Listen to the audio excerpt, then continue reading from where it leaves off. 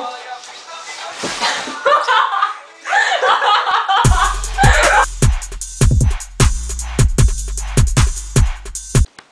Здравейте, хора!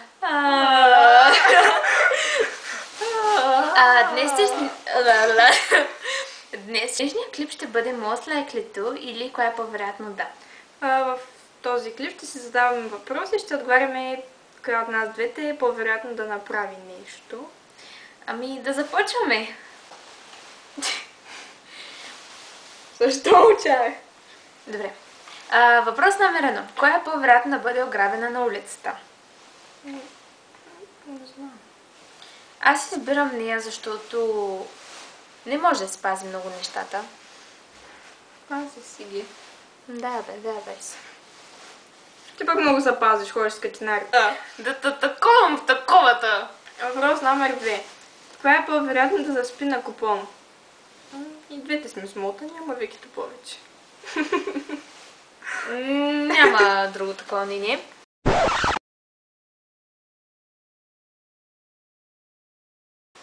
Коя е по-вероятно да ходи докато падне? Номер 3. Коя е по-вероятно да падне докато ходи? Често ми се случва. Няма детера ли е това? Няма значение, да. Коя е по-вероятно да се изсмее в сериозна ситуация? Да. Някой не може да си пази смеха за него си. И го избликва, когато не трябва. Няма такова нещо. Аз съм напълно сериозен човек. Пиле. Коя е по-вероятно да осинови котки? Познайте защо името ни е такова.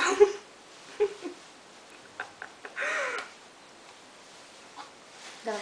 Аз не обичам пък кучета, защото не лишат. И аз ме лиша.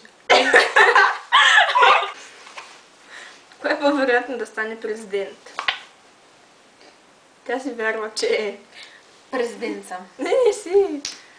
Слушала си снимка, че си президент, казва, че си президент, това не те прави президент. Гласуваха да стана президент. Кой? Всички, цяла България. Вики, бабичката от долния етаж не да знае коя си. Коя е по-вероятно да стане тираджия? Те президентите бързо угасват.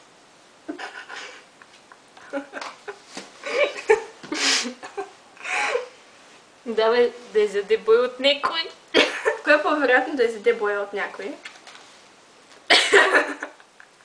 Ами тя освен, че не може да се издържи смеха, не може да се издържи и простотията. Сама си. Така че, ако не съм аз, някой друг ще ме бие. Някога. Некой.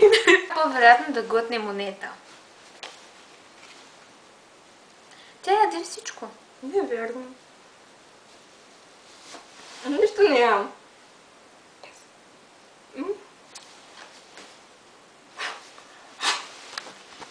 И яш.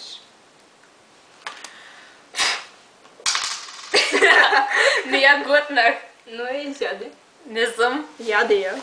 Видях, да захапа я. Има го на клип. Няма такива доказателства. Това бяха 10 въпроса. Коя е по-вероятно? Да. 10 ли са? Да. Сигурна ли си? Сега ще ги преброя. Добре. Дано сте се забавлявали. Ако да, дайте палче на 1, 2, 3, 4, 5, 6, и не забравяйте да се абонирате. 7, 8, 9, 10! Улица не сме 10.